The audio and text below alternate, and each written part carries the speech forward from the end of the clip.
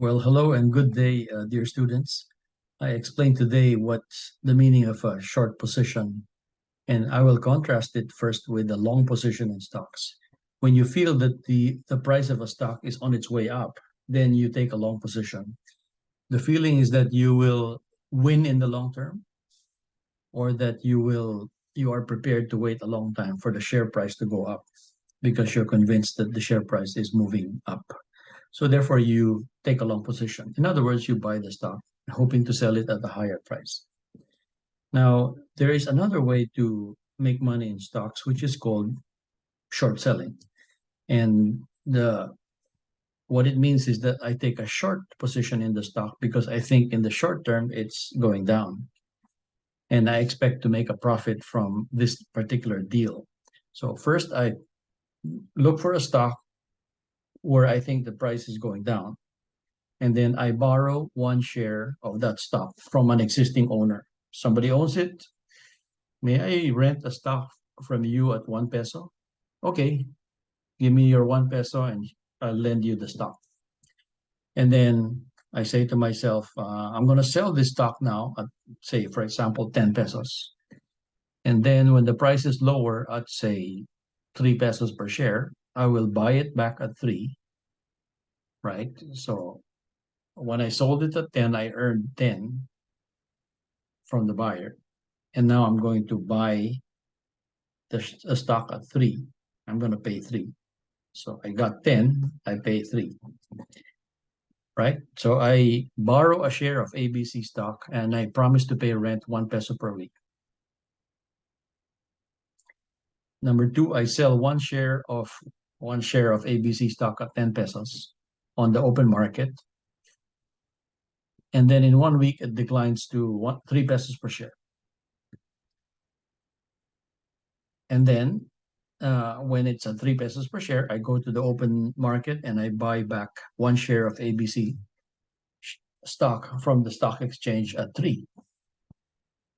All right.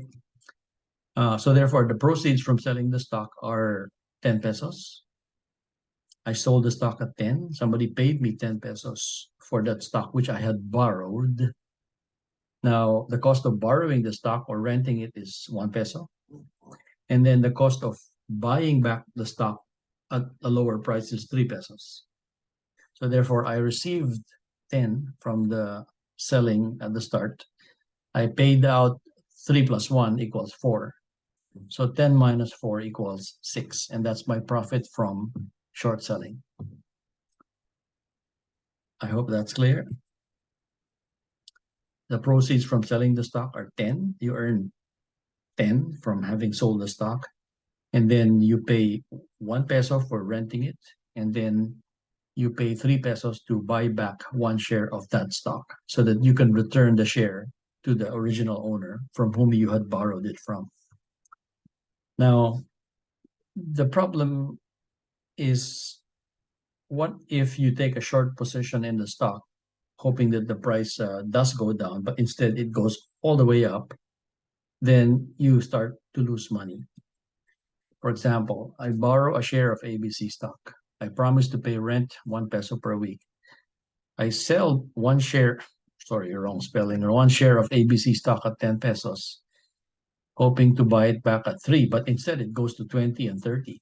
So any price above 10, and it keeps on rising, I'm going to be losing money.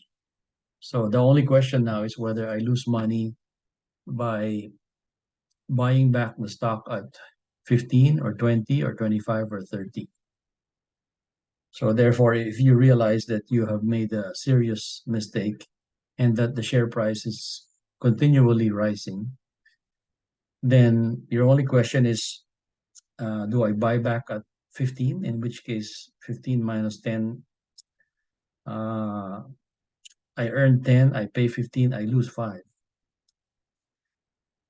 Diba? If you earn 10 from selling at 10, and then you have to buy back the same share at 30, then you receive 10 and you have to pay out 30. So your loss is 20. That's the risk. Okay, so that's the way it works for short selling.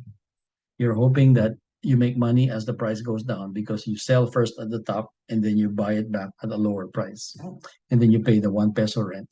So you still make money. Your problem begins when you short sell at 10 and then instead it goes all the way up to 15, 20, 25. That's when you start losing money. So that's the opportunity and that's the danger. I hope you understand and be able to follow this strategy in the future. Good luck.